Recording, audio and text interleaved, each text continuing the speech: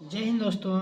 आज हम लोग क्लास 9 का मैथ का क्वेश्चन देखेंगे कि किसी भी त्रिभुज का एरिया हम लोग हेरोन फार्मूला की सहायता से कैसे निकालेंगे।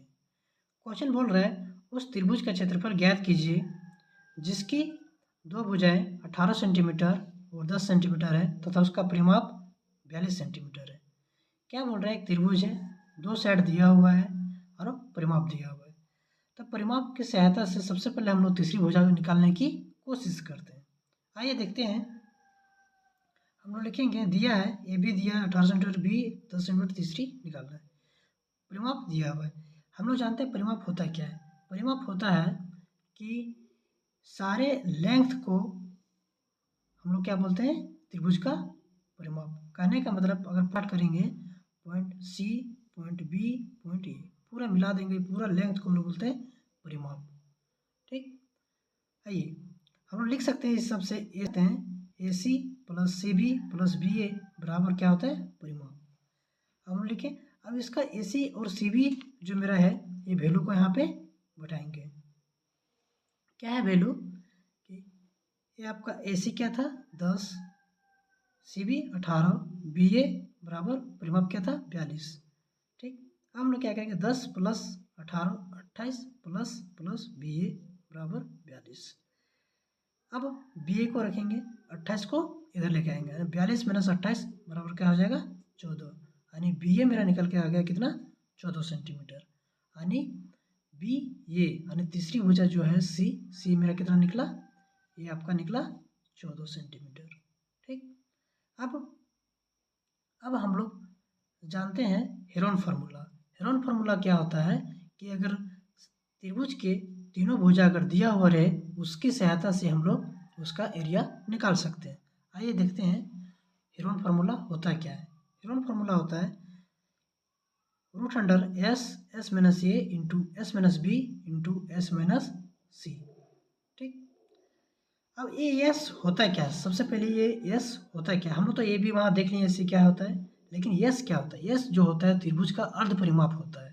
अर्ध परिमाप कहने का मतलब एस बराबर होता है A plus B plus C by 2। यानी ए वैल्यू को बैठा देंगे, है ना, तो इससे हम लोग क्या यस निकालेंगे। यानी कहने का मतलब ए का वैल्यू 18, बी का 10, सी का 14 बट्टा 2।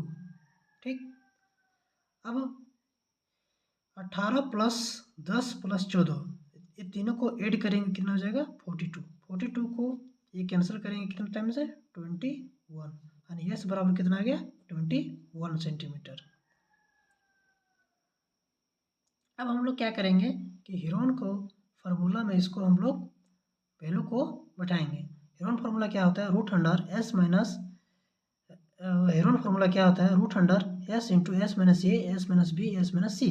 एस मेरा कितना निकल के आया था 21, 21 एस माइनस ये होता है तो 21 माइनस 18 एस माइनस बी होता है 21 माइनस 10 एस माइनस सी होता है 21 माइनस 14।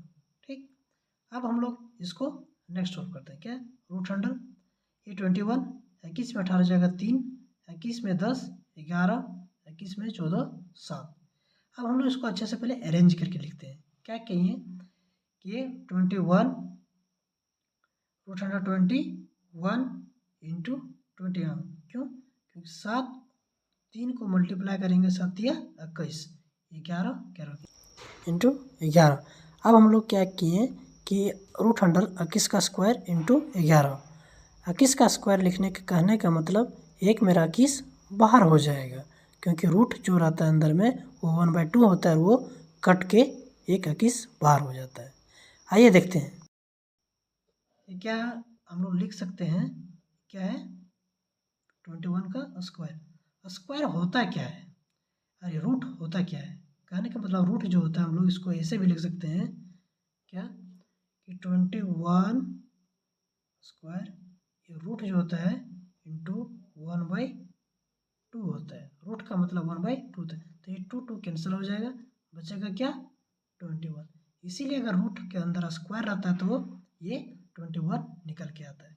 तो 21 निकल के आया, रूट 11 में रहेगा यानी कि इंटू रूट 11 सेंटीमीटर। कहने का मतलब 21 रूट 11 सेंटीमीटर ये मेरा आंसर हो जाएगा। क्या? 21 × √11 सेंटीमीटर आंसर।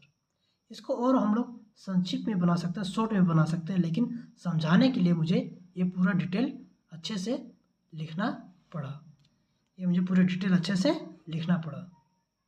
ठीक है, चलिए आप लोग इसी तरह से प्यार बनाए रखें। Thank you.